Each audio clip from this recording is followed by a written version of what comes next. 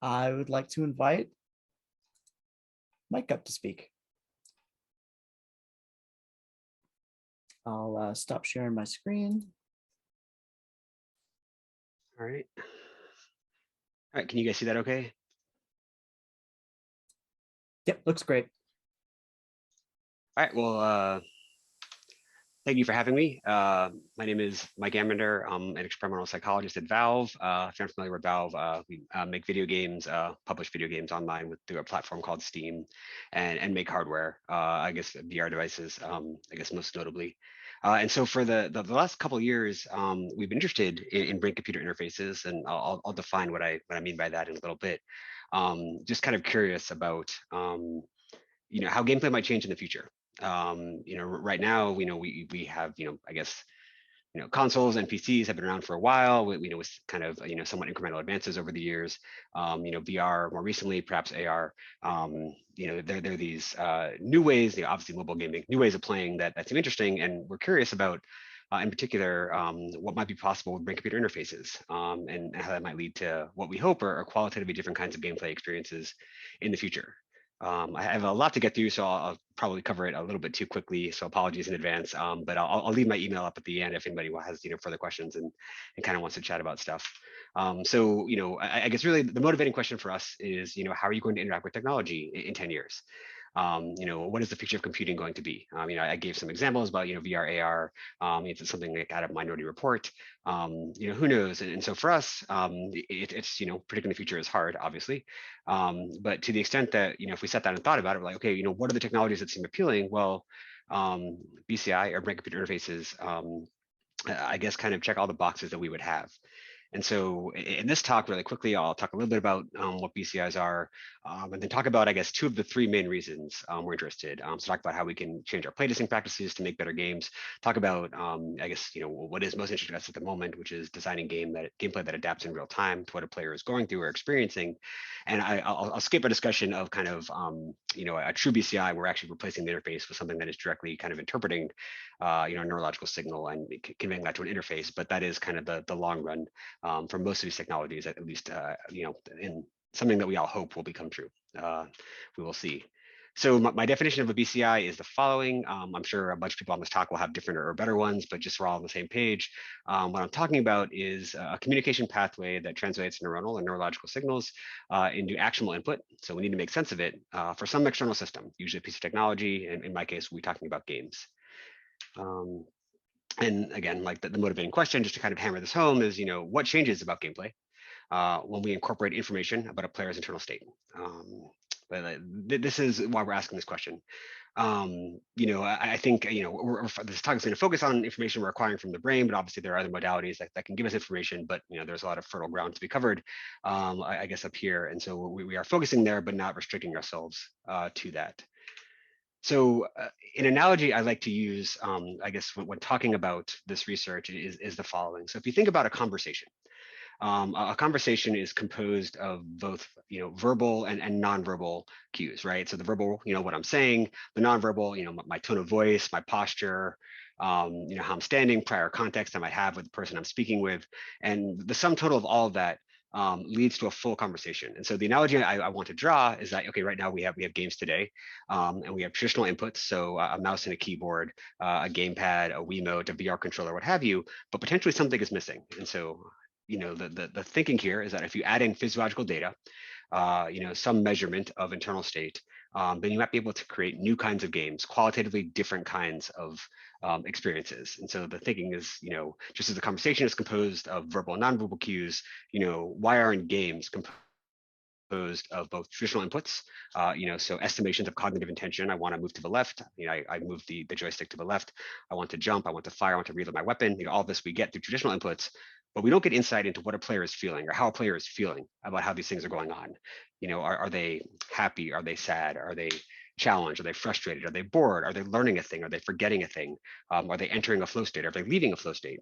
Are they easily distracted? Are they mad? The list goes on, but really, if you think about, the wide range, the gamut of, cognitive and emotional experience, games don't have access to that. And so the hypothesis that we are investigating at Valve is, what if they did? And yeah, just to kind of repeat that, right? What about all the data that we are missing from the player's experience, right? We know what they want to do in the game, but we don't know how they feel about it. And so it may be that, I'm describing a thing that ends up not resulting in kind of compelling experiences, but we think it might. We're curious enough to see if it, might head in that direction. And so at the moment, this is where our research is taking us. We are just curious about what could happen to gameplay when you incorporate information about the player's, internal experiences. So I'll start with, again, I guess one of the kind of the two main areas of focus at the moment in this space. First, beginning with playtesting. Playtesting, if you're outside the games industry, really, I mean, it's in its most simplistic form, it really is just taking your game, putting it in front of people who are not you, and gathering feedback from them.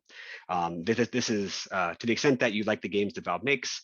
The reason we have games that people like is because we playtest as early and as often as we can. We put our game in front of people who are not us. And then we gather information from them about the game, and then we iterate and improve the game as a consequence, and we keep doing that until the game is ready to ship. And so it's nothing magical about it. It's basic science. It's a scientific method applied to game design. But the end result, hopefully most of the time, is that we create games that people enjoy playing. And so it's incredibly important for us. And so anything we could do to improve our ability to playtest, obviously we'd be very interested in. And so in terms of BCI based approaches, yeah, we think there's a lot of potential here. And so just to kind of give you a little bit more insight into playtesting, direct observation is kind of what I was just describing. You watch people play your game.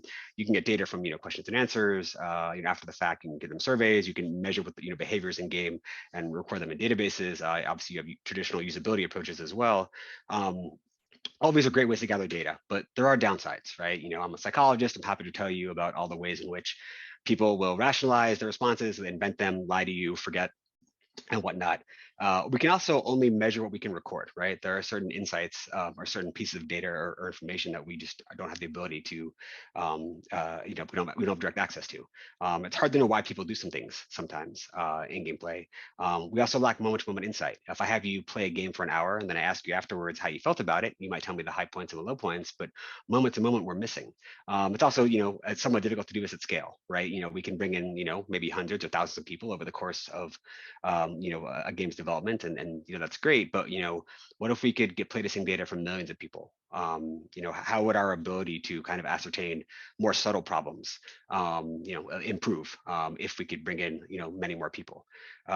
These are problems with current approaches, and so BCI is not a magical cure to all of them, but it does kind of give us some very interesting potential. And so for me, I'll speak about all 6 of these really quickly.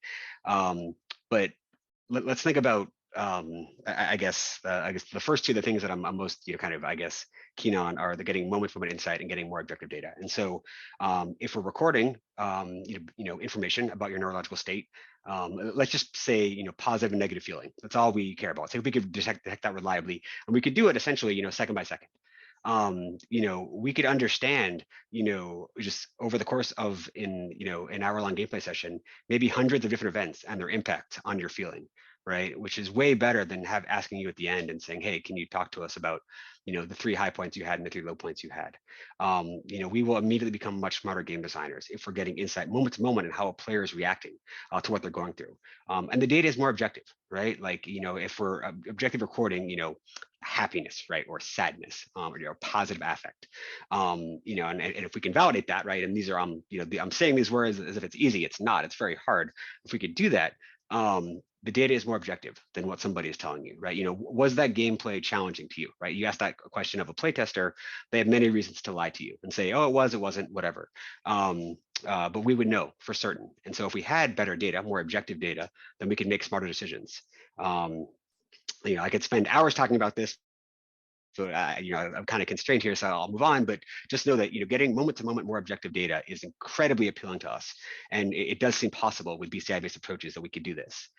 We can do this at scale, right? So obviously you need hardware. You need to have hardware that is in the hands of people, kind of like outside of Valve, not in our playtesting labs. But if we could create gameplay experiences that were compelling enough, we could be getting data from millions of people. Instead of just hundreds or thousands. And we could, attack those more subtle problems or attack many different larger problems all at once. we get new kinds of data, right? And this is kind of goes part and parcel with what I've been describing. Right now, we only get what we can, ascertain from, asking somebody questions or observing them during a playtest, or having them fill out surveys or measuring gameplay behaviors. We get new insight into how they feel about all of that while all that is happening. We can do this over time, kind of at least, get a sense of how people are feeling about a game at the beginning of their experience with it, and maybe at the end. If we could understand, how somebody's preferences about a game, might alter or modify or change over time. That's very interesting to us. It gives us a better sense for, why games fail potentially, or what games are going to fail. And obviously we can pair all of these approaches with traditional methodologies, right, and kind of validate and verify. So we get what I'm terming converging signals there, but we don't have to throw out all of the old approaches. Like, this is a complement to what we have now. It's an addition. And so again, something we would find incredibly valuable. Going into the second part of the second main reason why we're curious is adaptive gameplay. And I think I'll try and go through this, I guess, fairly quickly, unfortunately. So this is a graph of from a game we made called Left 4 Dead a long time ago. And it's like playing through a zombie movie. You're playing with 3 other people, and you're just trying to avoid zombies and get to the end of a level. What we did with this game, if you guys can see my mouse, this middle graph is kind of an estimation of the survivor's intensity. So survivor is the player. And we were trying to create kind of these peaks and valleys in experience. And the way we did that is by creating these white dots are, I guess, regular zombies, and these colored dots are kind of like mini boss zombies. And so by populating the environment with desired populations of zombies, we try to create these peaks and valleys of an experience, right? I don't know if peaks and valleys is the right gameplay experience, but the thinking here was, okay, like, you don't just want the same constant level of attention, or I guess arousal throughout the experience, throughout the playing through one level. You want changes, you want deltas. And so this was kind of like a first approach. It had nothing to do with measuring physiological data. It was all kind of inferred and algorithmic, but the seeds of our approaches now kind of began there. And so if you think about how gameplay could adapt to what somebody is going through, then all sorts of possibilities emerge, right? So you could think about enemies that adapt in real time. So what kinds of enemies do you like playing against? What kinds of enemies are challenges? What kinds are boring? If we knew the answers to some of these questions, we could have the game give you more of the kinds you liked and less of the kind you didn't. Difficulty levels become a thing of the past, right? If you want to play on novice, expert, hardcore, casual, whatever, you don't need to do that. If you want to play a game and you're feeling more relaxed, great. If you want to play a game and you want to be more challenging, great. I think Catherine was alluding to this in her talk, right? But the point is really valid, right? Like, it's how you feel, how you feel at the beginning of a gameplay session might change by the end. And so we would detect in real time what kind of experience you wanted, and hopefully give it to you. And just as we could have enemies adapt in real time, we could have teammates that adapt in real time. Figure out the kinds of teammates you like playing against, or the kinds you hate playing against or playing with. To kind of encourage better team play dynamics, we could think about the parts of the game you enjoy doing, and we could pair you up with people who enjoy doing other kinds of things. We could automatically identify toxic players, right, and mute them or separate you. How would your gameplay experience change if you knew how your teammates were feeling? What if they knew how you were feeling, right, in real time, without you having to convey it? I'm asking questions like this not because I necessarily have the answers, but just because BCI technology makes them seem like interesting questions to ask. What about having rewards that adapt in real time? Figure out the things you like, the things you don't. Start tailoring rewards to the individual player. The theme I want to hammer home, and hopefully it's coming across, and please let me know if it didn't, is that games in some sense are becoming less static, right? They're learning more about you and responding individually to what you're doing and how you're experiencing it. What about having avatars that mimic your mood, right? And having in-game characters react to it? We're not going to solve the Turing test, but conversations and interactions they will more closely mimic reality. So just imagine having a more lucid conversation with an NPC where they can pick up on your anger or your frustration and respond accordingly. It's again maybe somewhat tough to envision in the abstract, but as a game designer, we find this idea quite compelling. This is a screenshot of one of our games, Dota. If you're not familiar with it, it's important. They're just a lot of elements on screen, right? And so if we had access to how you were feeling about these different elements, which characters on screen you liked or disliked, how you felt about the trees that were there, the flames, the health bars, the combat, all of a sudden we start becoming able to assess how you're responding to these various elements in game, and maybe we can start having the game change things. And seeing how you responded, right? We're creating these feedback loops between the game and the player, but don't exist, with current technology. And if they did, what becomes possible, right? So how does gameplay change? when you know what the player is experiencing, right? If we knew if you were frustrated, engaged, challenged, immersed, in flow state. A few examples. We could give you cues when you're frustrated. We could give you challenges when you're bored. We could figure out when you were immersed, maybe start to understand why. We could figure out what keeps you intrinsically motivated and better understand where we're failing in that regard. We could figure out where extrinsic motivation is unnecessary or where it's essential. We could figure out what leads to flow states and when you're in it. We can improve accessibility and figure out what players needed assistance and respond accordingly. Could we teach players how to play our games more effectively? And again, I think Catherine was talking about this in her talk, right? Like how do you, games are simple or complex, right? And complex games can be turnoffs to people. How do you better understand how to push people along the learning curve in a game? Can you foster states where they are ready to learn a thing? Can you measure when they have learned a thing or when they've forgotten a thing? And obviously this transfers outside of gaming as well, right? Games could be great tools for, could serve as great examples or instances of, I guess domains where knowledge could be transferred to, kind of more didactic places, right? If we understood why people or how people learned in gameplay, could you transfer that knowledge to the classroom, right? Or, training in any kind of specialized pursuit. This question is fascinating, and we and many others are very, very kind of engrossed in it. But the potential there is actually to figure out, how do people learn, and how do we help them learn more effectively? And then conversely, can we teach games how to play our players more effectively? The game dynamics will no longer become static. Not that games are static, but they're dynamic in some ways, but static in other ways. And so what we're going to end up doing is having games make fewer assumptions about a player's intent or preference, because we'll be able to measure them reliably. And as a consequence, we'll be able to create a broader range of experiences for the player. So just as players respond to the game, games will begin to respond to the player. These are the kinds of gameplay experiences you like. Well, we can start to give you more of them, and less of the ones you don't. And so the key takeaway is that gameplay becomes more adaptive and personalized. So like gameplay is no longer one size fits all, right? It's tailored to the player. So it's no longer a game for everybody. It's a game for you. I could say, a bunch of things that make this sound, hopefully interesting and compelling. There's a lot of hard work ahead, but the potential is there for these kinds of, I guess, trite, maybe in cliched sayings to become true. If we could reliably measure internal state and have the game respond, right, then a lot more things become possible when we're designing games. Really quickly, right, it may be hard to kind of, measure physiological data. This is one kind of medium, or one example, one place where VR has somewhat of an advantage, where you've already convinced people to wear something that has close contact with the face and scalp. Maybe you can start gathering data. And so, we need lots of kinds of data. Who knows what the answer is, whether it's EEG or FNIRS, or, eye tracking, heart rate, galvanic stim response. Who knows? That there are many different ways we can acquire physiological data from the player. And lots of companies, the two in this talk, or the two speaking today included, are experimenting with a variety of ways in which we can, reliably measure and classify internal state. And then as a consequence, we have to convince people that measuring this data and making use of it, and then having it kind of being incorporated into game designs is worth, kind of whatever the cost of the hardware ends up becoming down the line. So just to summarize, why BCIs are interesting to us as a game company, getting the moment-to-moment insight into experience, getting it more objectively, and doing it at scale. For the playtesting, obviously we're getting new kinds of data, and then kind of the big one for us as well, gameplay can change. We can create qualitatively different kinds of gameplay experiences, and we are very, very intrigued by that. So in the future, I remember the beginning of the talk, it's like, well, this is one possible future. I do very much hope this is how we play. Thank you very much. Sorry I was talking too quick and went over a little bit.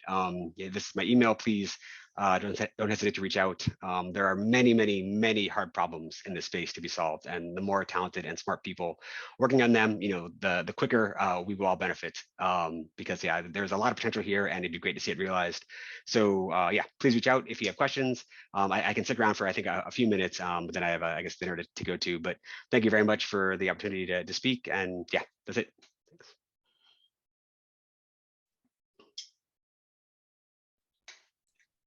Do we have any questions from the audience? I'd love to ask a question if it's all right. Oh, thanks so much. What an interesting talk. I love to hear your perspective on this. And I thought it was really interesting the way you were talking about emotions in games, because I was thinking of it like cognitive first, emotion second, and you're thinking like emotion first, cognitive, which makes sense because it impacts your experience of gameplay so much. So that was really interesting. But my question is like, how are you thinking about having a ground truth for emotions? Because do you think people know what they're feeling? I'm not sure. This is one of the challenges, right? That I guess that I was alluding to.